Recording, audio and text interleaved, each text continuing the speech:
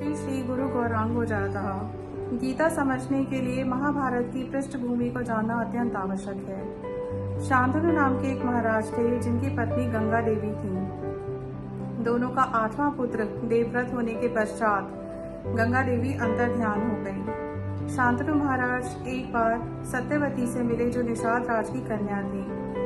उन्होंने उसके रूप पर आसक्त होकर उसके सामने विवाह का प्रस्ताव रखा, परंतु निषाद राज ने कहा कि सत्यवती का पुत्र ही राजा होगा।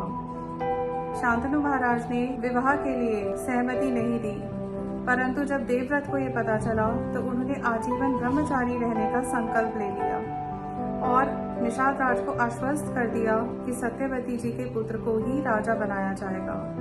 सत्यवती के 2 पुत्र हुए, विचित्रवीर्य और चित्रांगद। चित्रांगद की बहुत यंग एज में डेथ हो गई तो विचित्रवीर्य को राजगद्दी पर आसीन किया गया। विचित्रवीर्य की भी थोड़े टाइम बाद मृत्यु हो गई। तब सत्यवती ने अपने पुत्र व्यासदेव जी को बुलाकर वंश परंपरा की रक्षा के लिए जो विचित्रवीर्य की पत्नियां थीं, अंबिका और अंबालिका, उनसे 2 पुत्रों की प्राप्ति की। एक से धृतराष्ट्र और एक से महाराज पांडु का जन्म हुआ और उनकी दासी के गर्भ से व्यासदेव जी ने विदुर जी को उत्पन्न किया। धृतराष्ट्र के 100 पुत्र थे, जिसमें सबसे बड़ा दुर्योधन था। पांडु महाराज के 5 पुत्र थे, युधिष्ठिर, भीमसेन, अर्जुन, नकुल और सहदेव। जब ये बालक छोटे छोटे थे तभी पांडु जी की मृत्यु हो गई, तो धृतराष्ट्र को राज सिंहासन सौंपा गया और जब ये बच्चे बड़े हुए तो राजगद्दी का प्रश्न आया कि किसको राजकुमार बनाया जाए, कौन राजा बनेगा। धृतराष्ट्र और दुर्योधन निष्कंटक राज्य चाहते थे। उन्होंने युधिष्ठिर महाराज को वारणावत का राज्य दे दिया, लाक्षागृह बनाया और उसमें आग लगा दी। भगवान की कृपा से वो वहां से बच निकले। थोड़े दिन बाद उनका द्रौपदी से विवाह हुआ।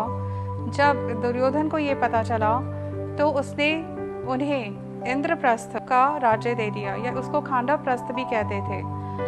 भगवान और मैं दानव की सहायता से वहां पर उन्होंने एक सुंदरपुर की रचना की। उसको देखकर कौरव लोग ईर्ष्या से जल उठे। तब उन्होंने द्यूत क्रीड़ा के लिए युधिष्ठिर महाराज को आमंत्रित किया और छल बल कौशल से वो द्यूत क्रीड़ा में जीत गए, पांडवों को हरा दिया। और उसके बाद ये शर्त रखी कि 12 साल तक वो वनवास करेंगे और 1 साल अज्ञातवास में रहेंगे। 13 साल बाद जब वो वापस आएंगे तो उनका राज्य उन्हें दे दिया जाएगा। 13 साल बाद जब वो लोग वापस आए तो उनका राज्य उन्हें नहीं दिया गया। भगवान भी शांति दूत बनकर गए, लेकिन दुर्योधन ने उनकी बात भी नहीं मानी। कहा 5 गांव तो क्या, हम सुई की नोक के बराबर भी जगह वहां पर नहीं देंगे, पांडवों को हम कुछ भी नहीं देंगे। तो इसी कारण ये युद्ध हुआ, क्योंकि भगवान धर्म की स्थापना करना चाहते थे, पृथ्वी का बोझ हरण करना चाहते थे और अधर्म का नाश करना चाहते थे। इसीलिए ये महान युद्ध महाभारत हुआ, जिसके बीच में भगवान ने मनुष्य जाति को कैसे रहना चाहिए, क्या करना चाहिए, कैसे अपना जीवन यापन करना चाहिए, क्या नीतियाँ अपनानी चाहिए, ये सारे उपदेश गीता के अंदर अर्जुन को लक्ष्य कर सबके लिए दिए हैं। हरे कृष्ण।